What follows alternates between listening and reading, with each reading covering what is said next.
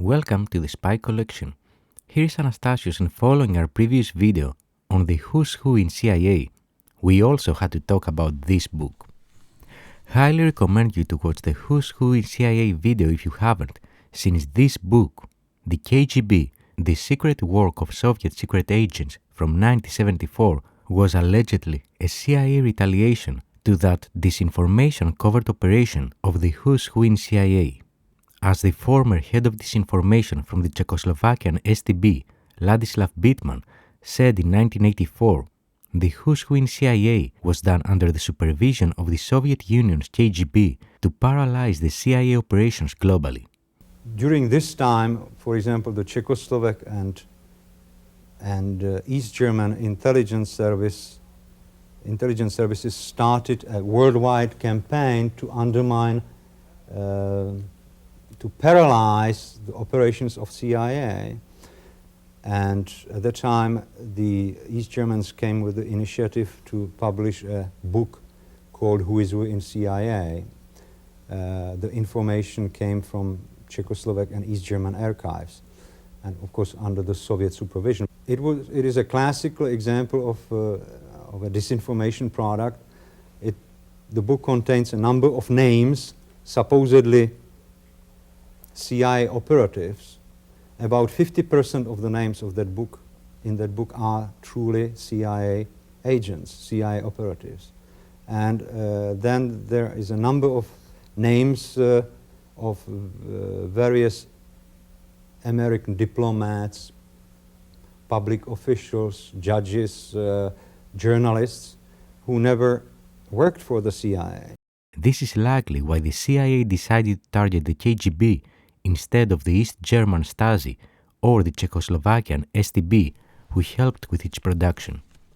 Regarding its author, John Barron was a popular American journalist focusing on intelligence services, and who had also spent some time being part of that spy world.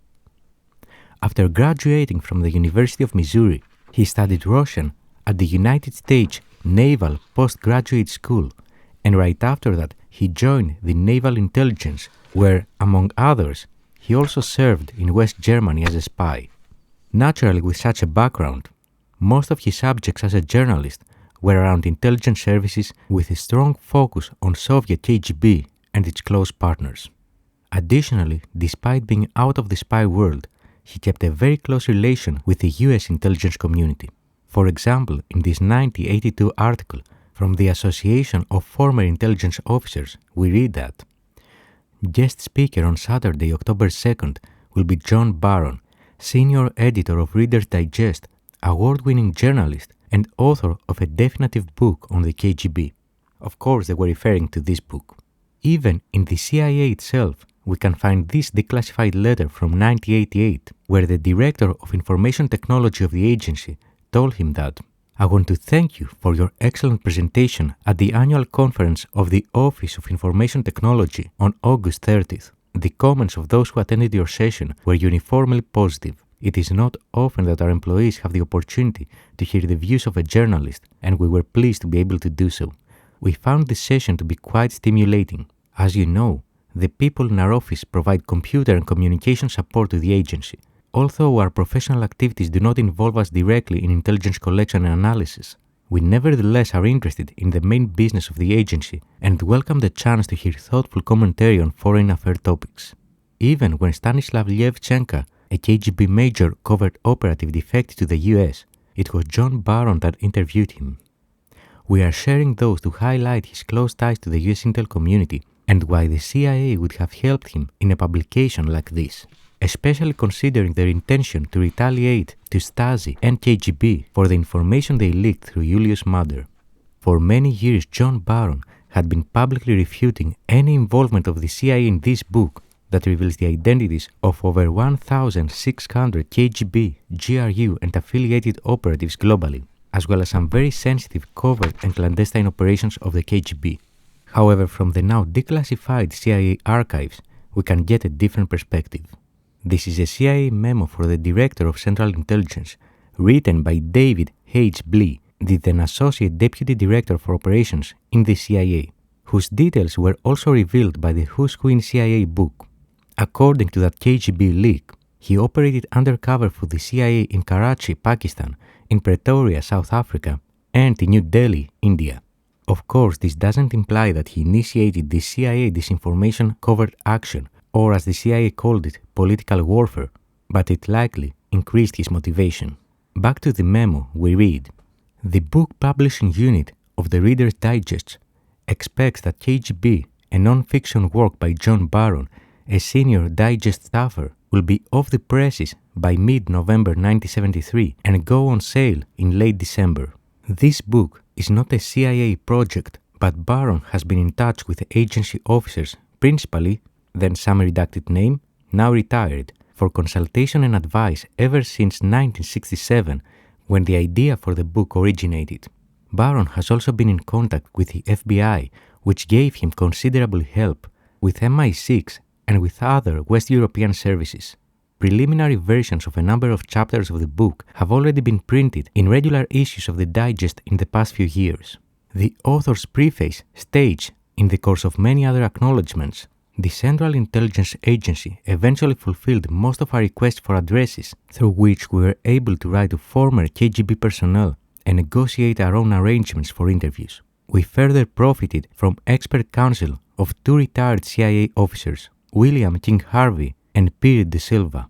Although the above statement is accurate, CIA made available other materials and also provided Barron a document, and then we have an entire redacted paragraph, likely what the CIA provided him to write this book. Continuing, in addition, all chapters were carefully proofread for factual errors, and corrections and additions of some substance were made to the passages on KGB organization. None of the case histories was provided by CIA.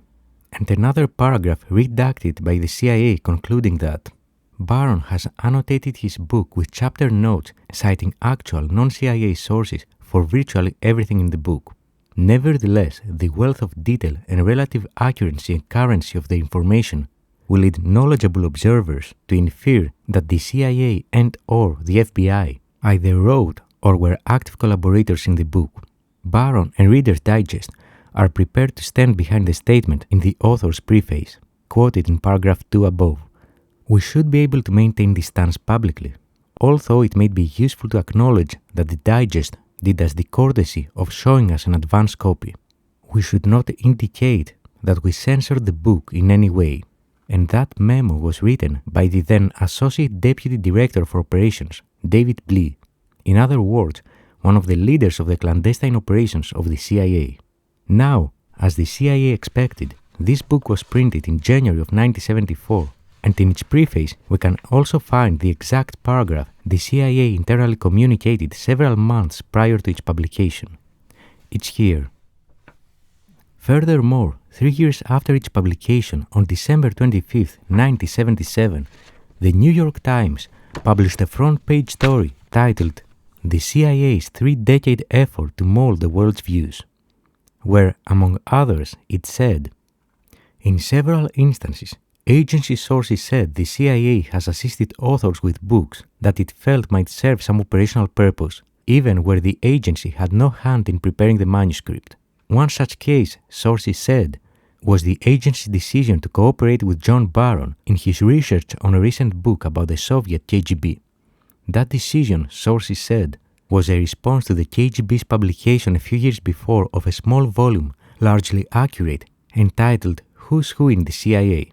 That book named dozens of CIA officers, along with some American diplomats and others who have never had any connection with the agency, and the CIA is still angry over the combined deception and large-scale burning or identification of its personnel by a hostile intelligence service.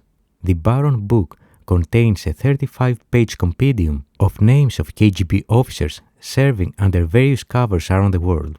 Mr. Barron said in an interview that although he had received quite a bit of help from the CIA, the list of names had been compiled from a variety of sources worldwide. And here you can see those 35 pages, which Barron entitled as Soviet Citizens Engaged in Clandestine Operations, at the last pages of his book.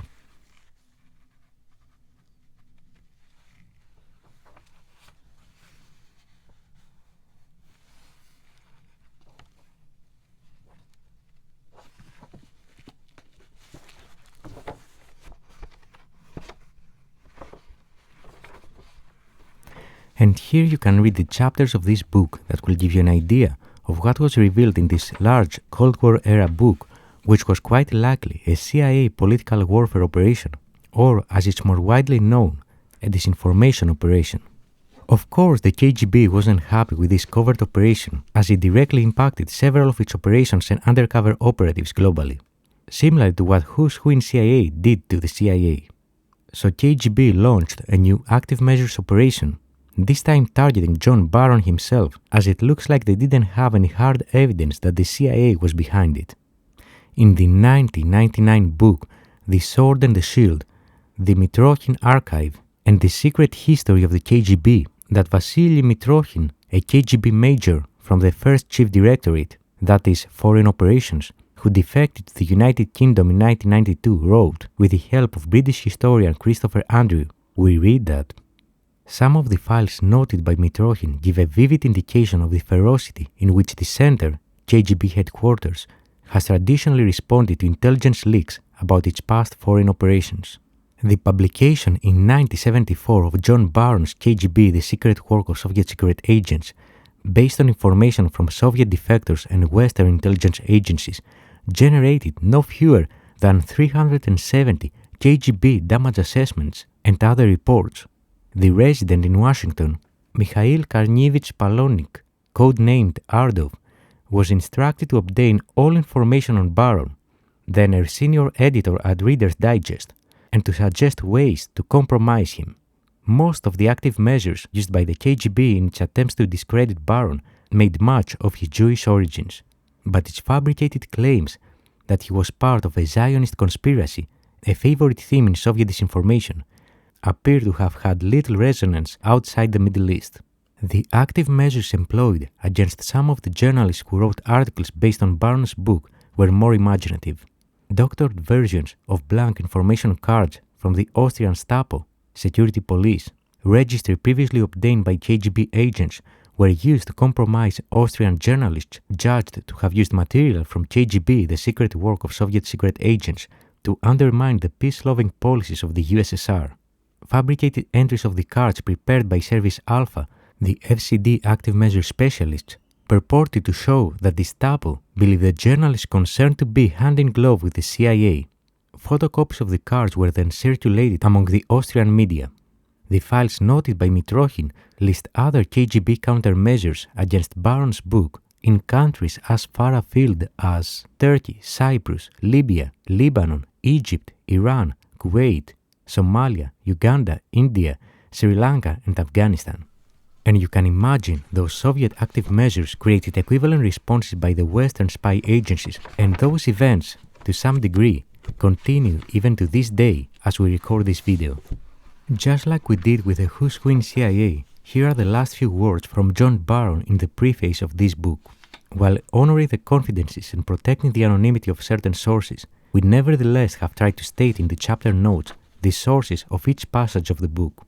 Rarely have we relied upon daily press accounts as the primary or sole source of information. However, we frequently have cited newspaper reports in an effort to offer external evidence that a given event did occur or that a given statement was made.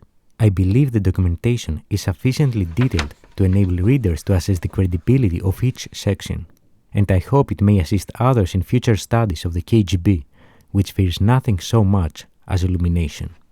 And here is the book with its dust cover.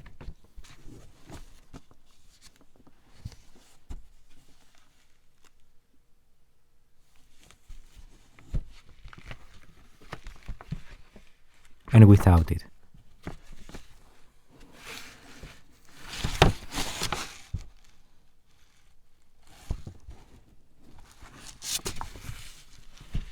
Just in case you ever come across it in either form.